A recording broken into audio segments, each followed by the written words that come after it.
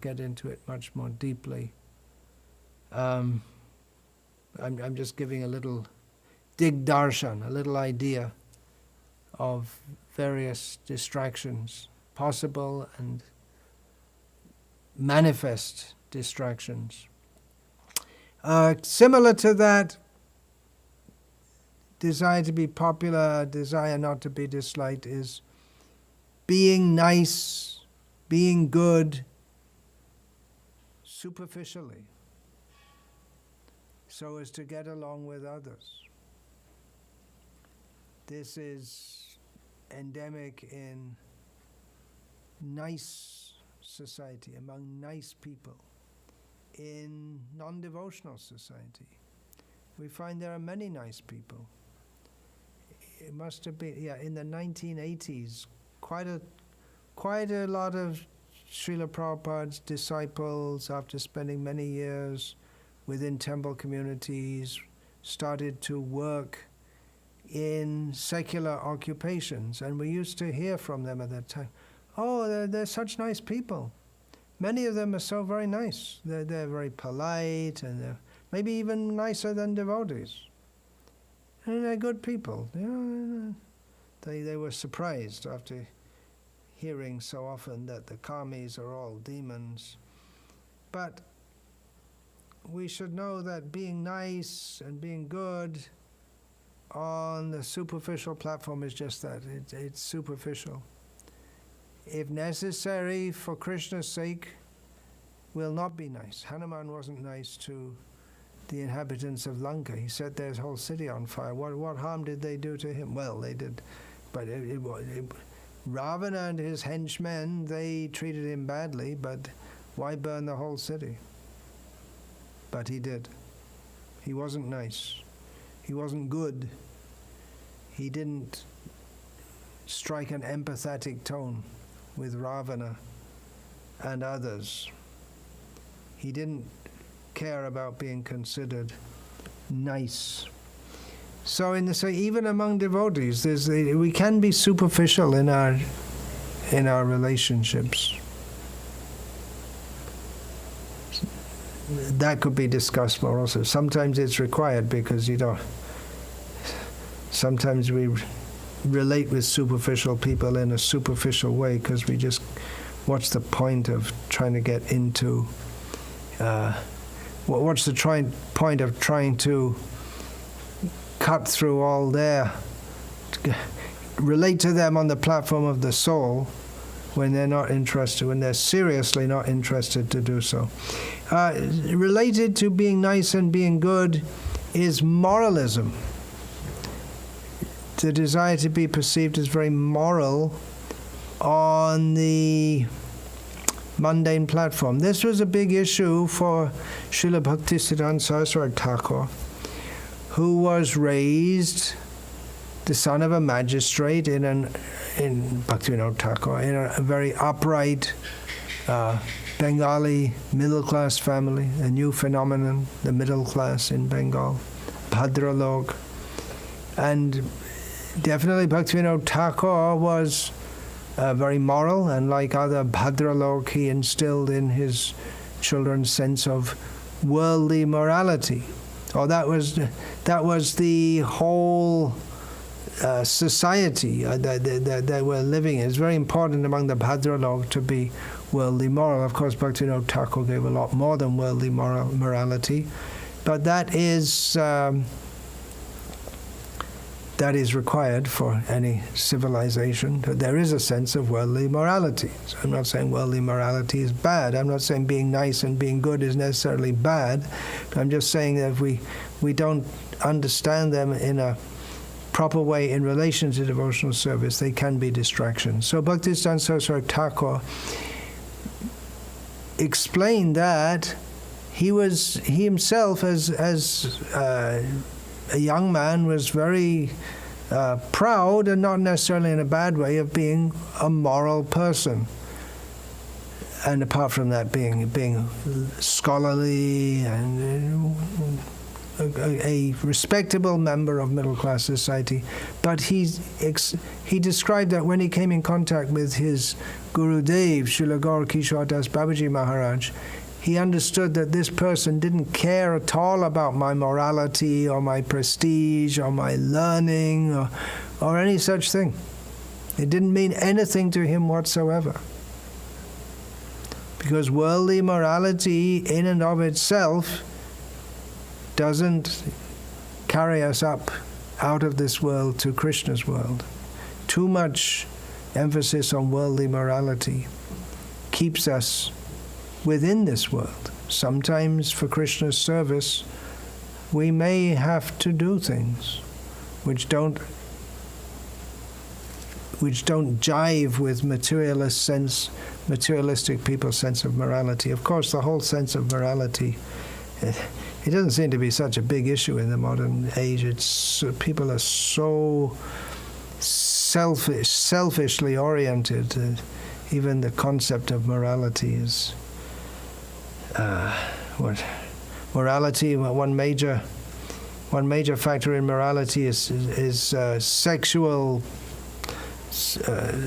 Proper sexual behavior, but there's no such thing as proper sexual behavior. Hare Krishna.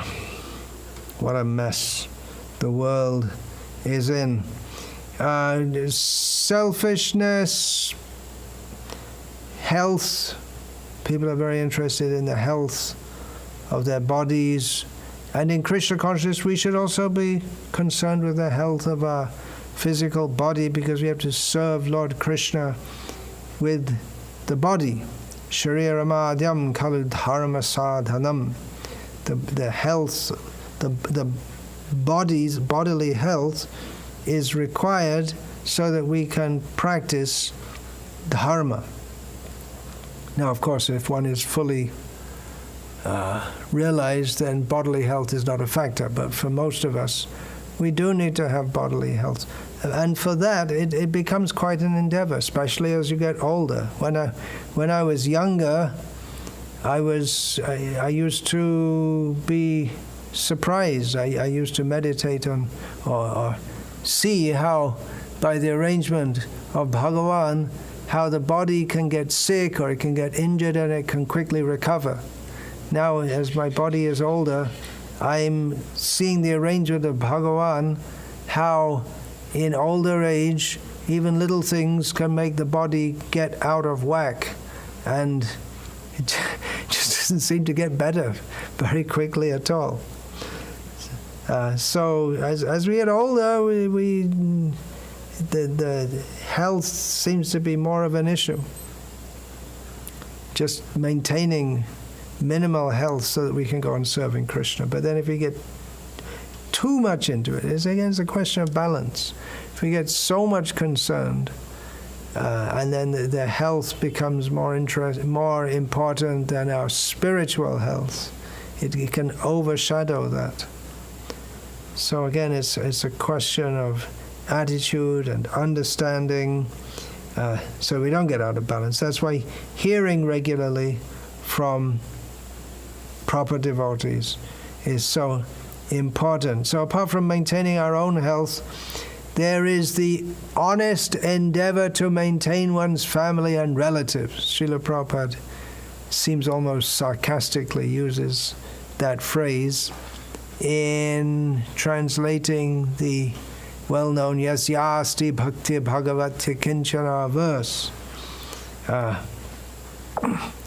The honest endeavor to maintain one's family and relatives. Yes, it's a good thing to do. It's required to do if one has a family, to maintain the family and to do so honestly rather than running a drug cartel or a protection racket. To do it by honest means, sato vritehe, that is certainly required for a person who has a family. Should do what is required to maintain them. Unfortunately, at the present time, this is a major problem for many devotees all over the world. And maybe it's a bigger problem that they don't realize that it's a problem, that they become so absorbed in family maintenance that they don't get time for their spiritual practices, or they consider that as normal a very truncated daily sadhana program. Or they think that I have to get ahead, get my career, build up my career, I have to do it for my family. And that also it distracts us away from the real goal of life, which is simply to surrender to Krishna. So apart from maintaining our family, and just going through things very briefly here, and someone may say, well, what about this? Do you have to... They may bring objections, but again, I'm just touching on topics. I'm just touching on them. I'm not discussing in detail the pros and cons of how much we have to work and keep a balance, and all of these topics that I'm bringing up could be expanded more and more. But I'm just giving some idea attempting to give some idea of how there are so many ways we can be distracted in devotional service, and giving ideas of common distractions which we may not even realize are distractions, so we can start to think about them. Then apart from maintaining our family, a broader benevolence toward the greater human society in welfare work, this has become a major distraction, if not a deviation, within our Iskcon society in general. And we hear of brahmacharis who join the Krishna consciousness movement for the sake of cultivating pure devotional service, regularly engaged 5 or 6 days a week as their main engagement, to go outside the temple and meet well-to-do people and tell them how we are feeding children, and in this way we are helping the children to have a better future, helping to build the nation, and please give a donation. So it becomes a distraction in devotional service. Oh, what else? So much more. What else have I got written here? Made a few notes. Bit of a jumble, getting a bit distracted. Being a member of Iskcon, how can that be a distraction? Well, if we overly identify with being a good member of Iskcon, that can also be a distraction from our goal of life, which is to love Krishna. We have to develop love of Krishna. It's not enough simply to say, I am a member of Iskcon. I'm a senior devotee. I've been in this movement longer than you. I'm senior to you. I'm a strong member of Iskcon, and I don't accept any of this criticism of Iskcon's deviations into bodily and social welfare work. No, we have to support it because it's Iskcon. So that is something which can. That's not a distraction in the sense of something which momentarily distracts us. But it distracts our whole course of the movement and individuals' consciousness of how we are progressing toward Krishna. So that's maybe more like a deviation. Being an Iskcon member, and then within Iskcon it's a society, it's a hierarchical society, and so there's consideration of position and prestige. Oh, this is a very, I just mentioned there's a very senior devotee. this guru has more disciples than your guru, and so on and so on. We may be doing the right thing, but for the wrong reasons, and or that tinge may be there of desire for position and prestige, which can harm our devotional advancement. We can be doing it for Krishna, basically, but there's a tinge of desire in our heart for position and prestige, which distracts ourselves from what we really want to do, which is to fully give ourselves to Krishna. Atma Samarpan, offering ourselves fully to Krishna, knowing that we fully belong to Krishna and we have nothing else to do but to serve Krishna for his pleasure. So when we become concerned with position and prestige, then there comes the, maybe even unknown to ourselves, it may be even unknown to ourselves that we are interested in position and prestige, or we may justify it to ourselves. But then what happens? We become concerned with maintaining a profile, that I have to show myself as a good Iskcon member, have to conduct myself as a dignified senior member, have to make an impression on others so that they will respect me. And in this way, again, Maya got us, and we are more concerned with, or we become diverted into peripherals rather than the essential point, which is to be fully concentrated on loving and serving Krishna. Vegetarianism, Srila Prabhupada several times, he said that we're not a vegetarian movement per se. He very strongly emphasized following the 4 regulated principles, including no meat eating. He spoke very strongly against the organized animal slaughter, especially cow slaughter. But he also taught that we're not vegetarian per se. We are Krishnatarian. We take only Krishna Prasad. And although in some ways it's better that people be vegetarian, because meat eaters, they cannot understand, that sinfulness of being a meat eater blocks one's ability to understand spiritual knowledge. But to overemphasize on vegetarianism, that is not our aim and object. Srila Prabhupada often pointed out that if people become devotees of Krishna, they'll automatically become a vegetarian. It's easier to convince, in general, it's easier to convince people to be vegetarians than to be devotees of Krishna. And you may think, well, I'm improving their life.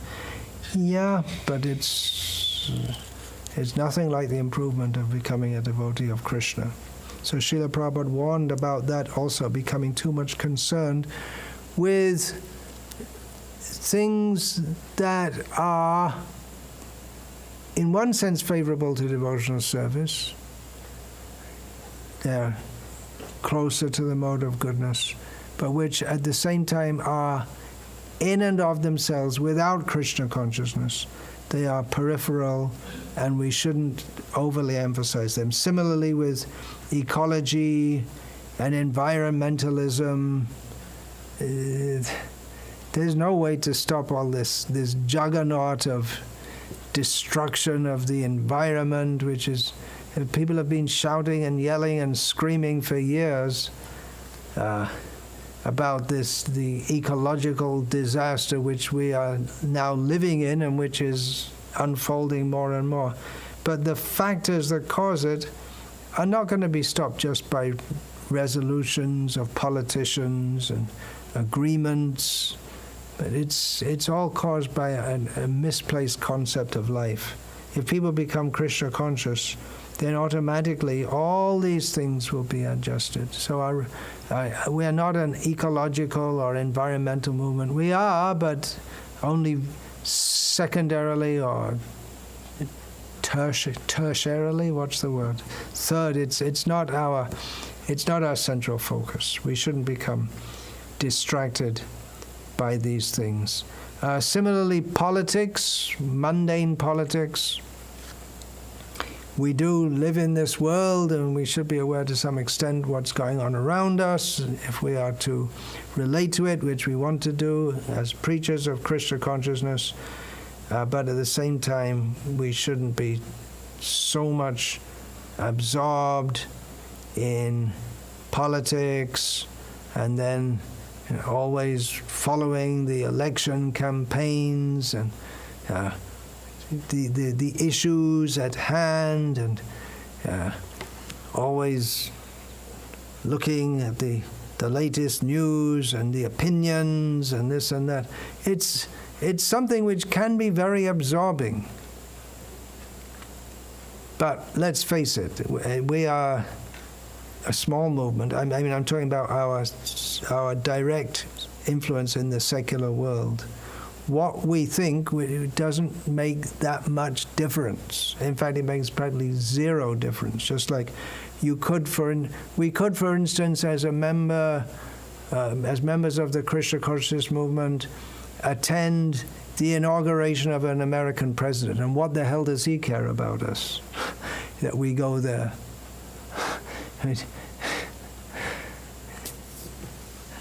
We want to show, yes, we support this party, but why should we support any party? It's not such. They should support us. That's better. So getting so much involved in politics, and we're saying keeping in a healthy, intelligent, informed perspective of what's going on. How informed do you have to be? Whether this militia gets voted in or that militia gets voted in, how much we can get badly. I want to speak of politics within Iskcon. You may think, well, that's closer to home. Yeah, but Ante Narayana Smriti. On one hand, we're living within this society. We can't be blind to all that's going on, but at the same time, if we become so much concerned, then what's going to happen? At the time of death, which can come any moment. We all say that, don't we? Yes, it can come at any moment, but we don't really take it that seriously, do we? It's only theoretical. We should always be cultivating a sense of Krishna consciousness, which is not the same necessarily as the machinations going on within the Iskcon society. Oh, politics. Srila Prabhupada said our devotees should, at least at some point, get involved in secular politics so as to guide it properly. But at the same time, he warned against politics within our society. That means acting out of a sense of personal self-interest, and trying to adjust things, or it may be that one thinks, yes, my way is right, and then just tries to manipulate things in a duplicitous way. It's a big topic. Politics is very much linked with nationalism, which is nonsensism, because we're not the body. Some case could be made for being nationalistic if one is Indian, because India is supposed to lead the world by spiritual knowledge. So we are interested. We don't want that India will be invaded by hostile forces, although it's invaded by hostile forces in the form of so much propaganda within the country. We don't want that India be divided into so many sub-portions. But at the same time, we keep everything in perspective. Even America, you could say, we could be nationalistic in the sense that Srila Prabhupada wanted America to lead the world by Krishna consciousness. But again, we're a long, long, long way away from fulfilling that dream. And a sense of nationalism and identifying with the body, and those who promote, we are members of this country, we all have to come together to defeat the others. It's another distraction in devotional service. Here in India, increasingly nationalism is identified with Hinduism. And all over the world, it's easier to, in some ways, to present ourselves as Hindus than to present the fact that we are presenting knowledge, that we are not the body, that we have nothing to do with the upadhis, sarvopadi venir muktam tatparat veda nirmalam hrishikena hrishikesha sevanam bhakti ruchyate. When one is free from upadhis, mundane designations, and is purely involved in serving the Supreme Lord, offering the activities of the senses to He who is the master of the senses, that is called bhakti. So that's what we're supposed to be presenting. It's a difficult message to present, no doubt. And if we just want to make it easy for people, which means make it easy for ourselves, if they want to put us in a box, what is your designation? If we say Hindu, okay, fine, we understood, great. Great or not great. We like it or we don't like it, but at least we understand who you are. And if you try to tell them, we're not the body, this, that, it's purely spiritual, and they'll try to put you in some box anyway, some mental box, and it'll probably be the Hindu box. So why try to disabuse them of their very small way of understanding us as Hindus? Then to get into the Hindu cause, again, it can be a distraction. We may have to Hindu cause, but really our cause is to promote pure devotional service. Hindu cause, yeah, if we can promote cow protection and study of Sanskrit, these are all good cultural things, and cow protection, of course, is very dear to Krishna. But study of Sanskrit, again, in and of itself without Krishna consciousness, it's a big 0. Put the 1 of Krishna before it and it becomes a very big 10. Cow protection, yeah, but it's, again, without Krishna consciousness, then so many Mayavadis and non-Hindus, Jains, they also do cow protection. So cow protection is definitely, should be a central part of the Krishna conscious movement, but it should be a central part of the Krishna conscious movement, not that it is central to our lives and our practice and our propagation of Krishna consciousness to the extent that we become more cow protectors than Krishna devotees or aspiring devotees. In other words, we do cow protection because it's pleasing to Krishna, clearly for this purpose, because the cows are dear to Krishna. Similarly with Sanskrit, we want there'll be devotees who are fluent in Sanskrit and can present according to Shastra and this and that, but Sanskrit in and of itself, Sanskrit, when we say Sanskrit, it's the portal to the whole ancient culture. The cultural aspects, the higher aspect, the subtle aspects, everything is there in Sanskrit language, but it's a multiply variegated culture, and there are so many things within the Sanskrit language. And even to study grammar, which is well, it's not the very beginning, but it's largely the beginning, it can be a huge job. Can be a huge job in and of itself. We could spend years and years and years studying grammar alone. And it's fascinating, no doubt, but it's not our goal of life to be a Sanskrit scholar. So those who are studying Sanskrit, good, do it for Krishna. For understanding, I'm doing this as a service to Krishna, not for any other reason.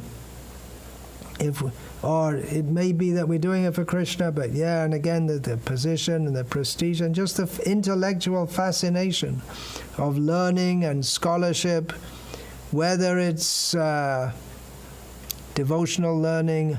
There are many things which are very, very interesting in the world. If we study history, psychology, current affairs, science, and within that, so what are the latest discoveries in science? Someone who's preaching in that line, they may keep up with it. There's a lot of stuff to keep up with. But again, we can become distracted by all these things. So we have to be very, very careful about this. Specifically within devotional service, or within the culture of devotional service, the broader culture of devotional society, I mentioned Sanskrit, which can be a distraction.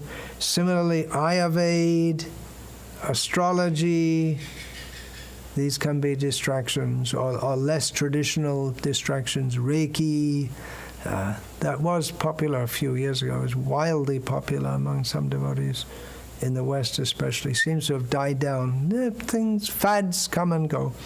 Now, Ayurveda and astrology are definitely important parts of Vedic culture, and some devotees should specialize in them. And it's good if individual devotees have at least some knowledge, some basic knowledge of Ayurveda. No harm, as pretty much everyone in Vedic culture used to have. But again, if we start to see the world through the lens given by Charak instead of Chaitanya, then we're in trouble. Especially as Charak doesn't seem to be he was concerned with, his immediate concern was with the body.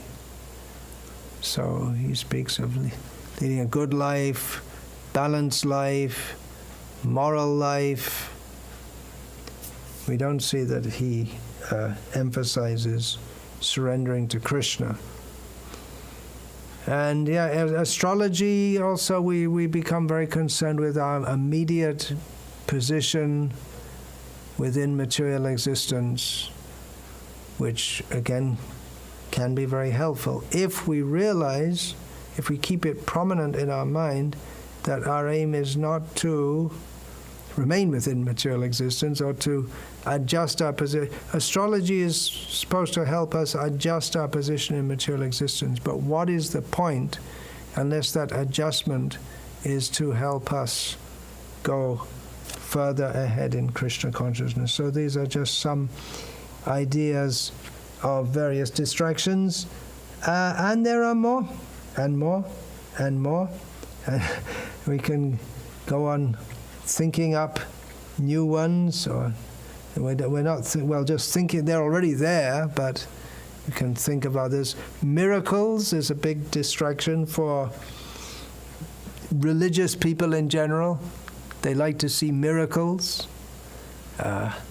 So if we become overly concerned with miracles, rather than trying to understand the philosophy of Krishna consciousness or expecting a miracle, I'll just do a little bhakti here and there and I'll get some special mercy.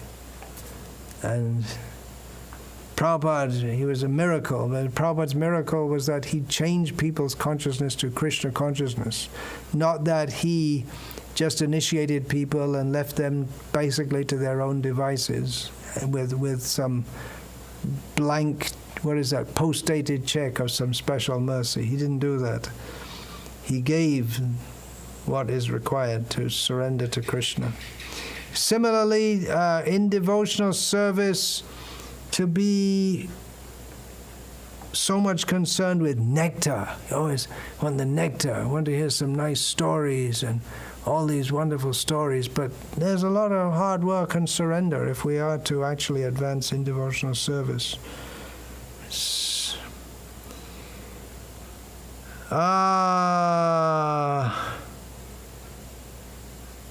What else do I have written here? It's not in proper order. It's all over the place. Oh, how about Varnasrama? I'm very much promoting Varnasrama because Prabhupada wanted it. And Srila Prabhupada very much wanted that. But then again, to become so much concerned with Varnasrama dharma, forgetting that it's supposed to facilitate Krishna consciousness, that again can become a distraction, serious distraction. And again, it's not that we should throw out Ayurveda, throw out learning, throw out Sanskrit, throw out Varnasrama. Yeah, all these things should be there. But everything should be seen in proper perspective, not that we get imbalanced and start to emphasize things inordinately. Following vows, such as Kartik vows, Chaturmasya, very good for advancement in Krishna consciousness, if done properly. Srila Prabhupada himself didn't emphasize it so very much. It is there in Shastra. Srila Prabhupada very much emphasized the preaching of Krishna consciousness. For better or for worse, the heavy push for preaching that was there when Srila Prabhupada was personally present has died down a lot. So maybe it is good then that we emphasize more Chaturmasya and Kartik vows.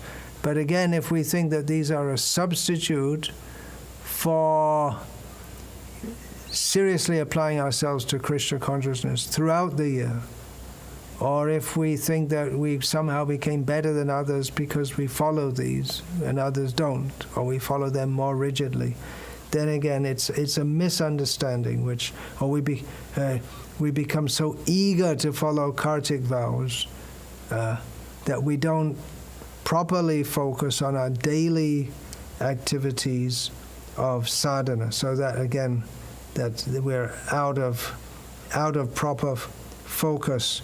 Vrndavan is the place especially to practice Kartik vows, if we can be in Vrndavan during that time.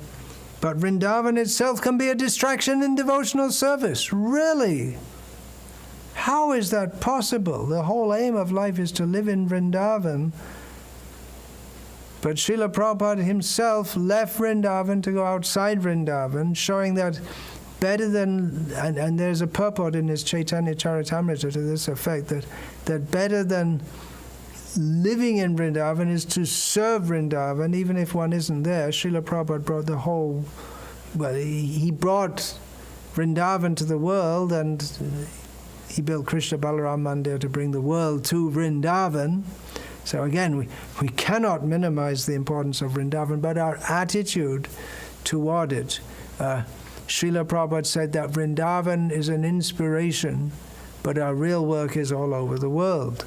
He also said at one time, I recently came across this, one of his disciples reported that Srila Prabhupada was once reminiscing about his times when he was living in Vrndavan, alone, largely unknown, how he was very happy there, and he'd like to go back and just live that peaceful life. But he said, for me, that would be sense gratification.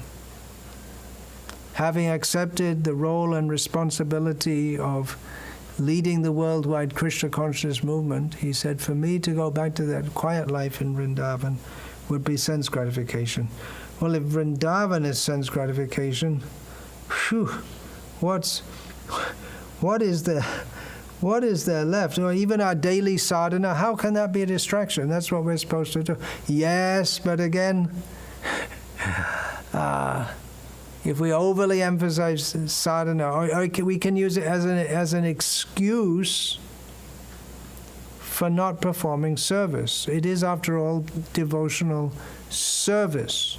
And we become so much concerned with sadhana, but okay, great. It's great. You get up every morning, attend Mangalati, attend the whole program, very serious about chanting your rounds. But what do you do the rest of the day? Oh, more sadhana. But it's not a Babaji movement.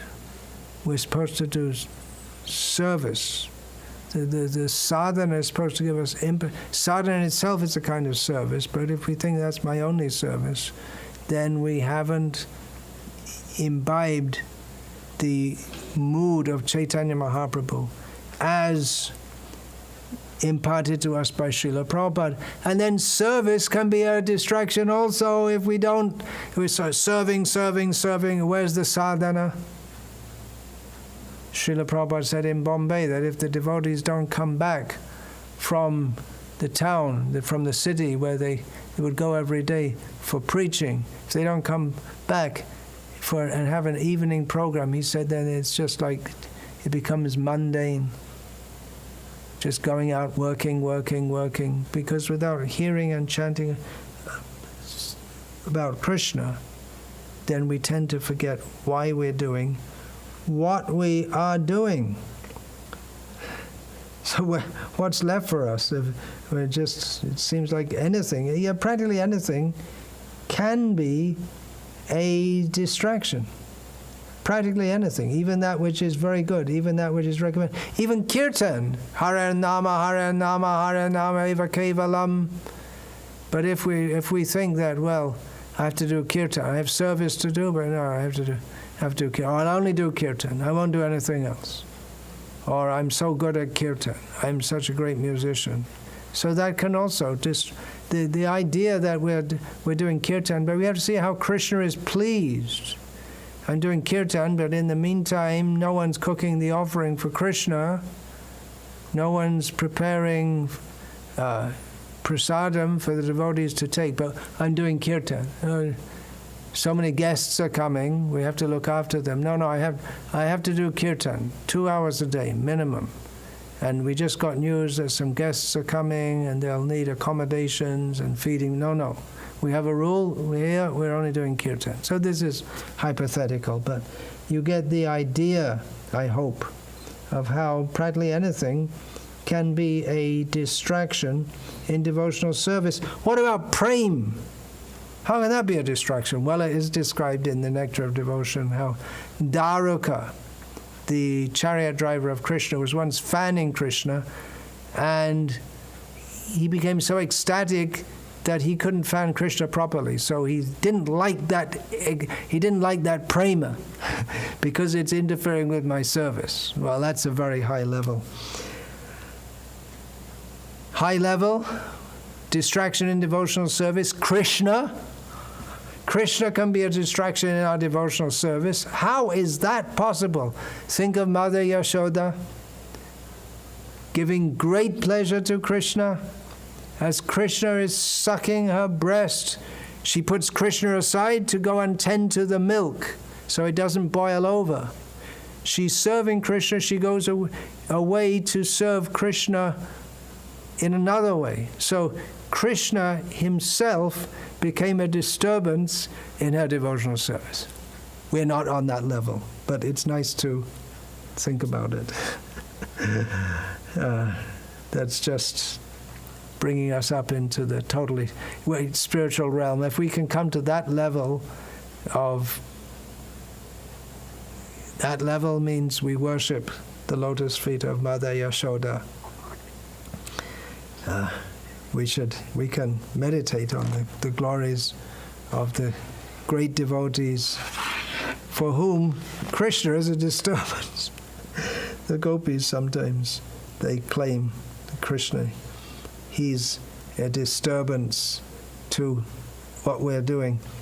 the main distraction is our mind. Not the gopis say Krishna is a disturbance. We're carrying the milk, taking the milk, and this Krishna just disturbs us, distracts us from what we're doing. That's a very high level. For us, on our level, the main distraction is the mind not fixed wholly and solely on pleasing Krishna. Mother Yashoda became distracted by Krishna from her duty of looking after the milk, which she'd put for boiling. But she put the milk for boiling so that Krishna, Nanda Maharaj, and others could be nourished and pleased by that milk offering. And of course she'd offered to Narayan, Shila also. Nothing external can distract us if we're internally fixed, completely fixed on serving Krishna. And for that purpose, we should have a very clear understanding and keep that understanding clear all the time by regularly hearing that our only aim of life is to serve Krishna for his pleasure only. Krishnarte Akila Cheshta, everything should be done. Krishnate Akila Cheshta, everything should be done only for Krishna's pleasure. We should follow the scriptural injunctions which tell us how we should serve Krishna. Shruti Smriti Purana Adi Pancharatra Viding Vina Aikantaki Hare Bhakti Utpatayaiva Kalpate. Devotional service is supposed to be devotional service which ignores or transgresses the injunctions of the scriptures. That is a disturbance in devotional service. It distracts us away from the real path of devotional service. As far as distractions are concerned, how many are there? I mentioned some of them. Shrotavyadini Rajendra Ninang Santi Sahasrashaha Apashyatam Atmatattvam Griheshu Grihamedinam. Persons who are materially engrossed, being blind to the knowledge of ultimate truth, have many subjects for hearing about in human society. Shukadev told Parikshit Maharaj. So we're supposed to come out of the platform of being materially engrossed. But that previous habit of being materially engrossed can come back. There's so many things. Rinang Santi Sahasrasha. Thousands and thousands of possible things which can distract us. We should be very careful. We should be very careful knowing that some things we shouldn't even let them get into our mind. We should protect about things getting into our mind which we know can be hard to forget. Some things, all kinds of things.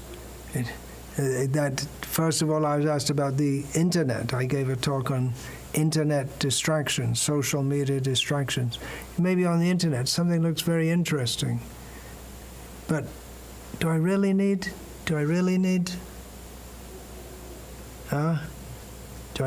to see this? We get agitated over situations in the world or within Iskcon which we can do nothing about. We're powerless to do anything about this. Or worrying about the future, or lamenting over the past, things going on the other side of the world which have nothing to do with us. It's just fuel for the overly active or wrongly active mind. So just indulging our curiosity, that's all, for no particular benefit. And then the mind becomes more and more agitated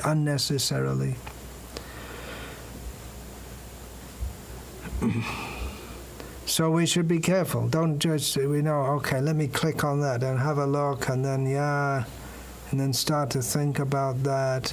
Better just cut it out. Don't let things into our mind which don't need to be there. Which once they come in, they're hard to forget. They make an impression. It's called a sanskar, is the particular word. So we have to be careful. If we're really intent on being a pure devotee, great. We're on the path. We're on the way back to Godhead. There will be distractions. There will be ups and downs. We'll keep on going.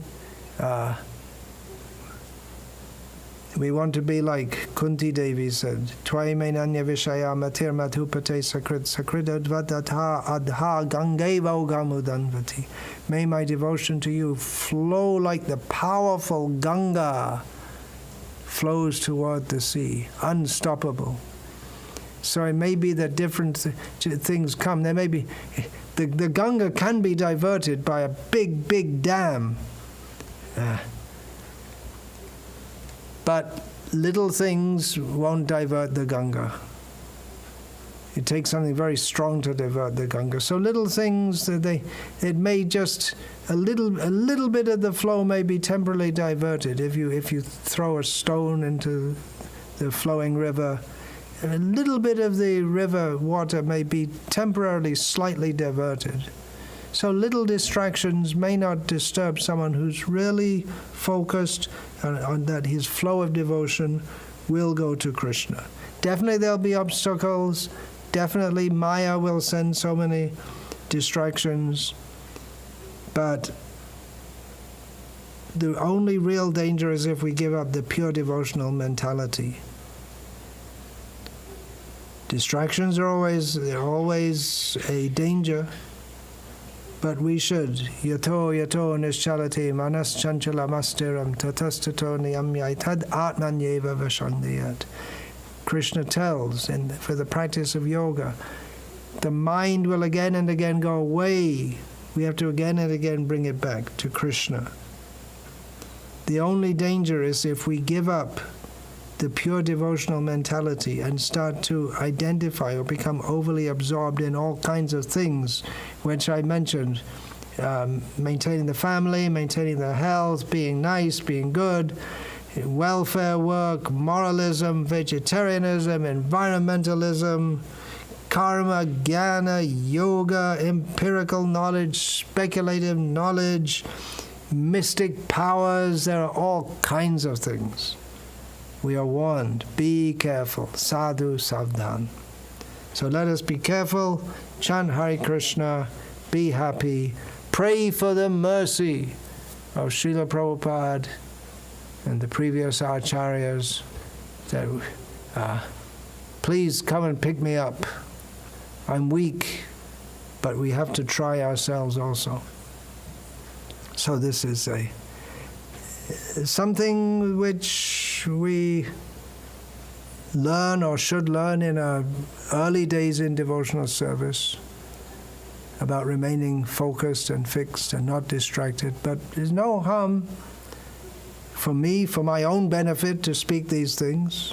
So, not that I'm free from distractions, and I hope that even those who have been practicing devotional service for some years and who listen to this may also benefit, just to help keep us on the right track. Maya can pull us away at any time.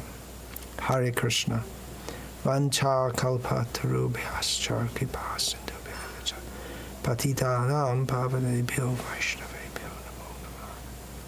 Dante nidhaya trinakam padayo nipatya Kridvacha kakushatameta bravimi he sadhava sakala eva vihaya duranga ranga chandra charne kurita.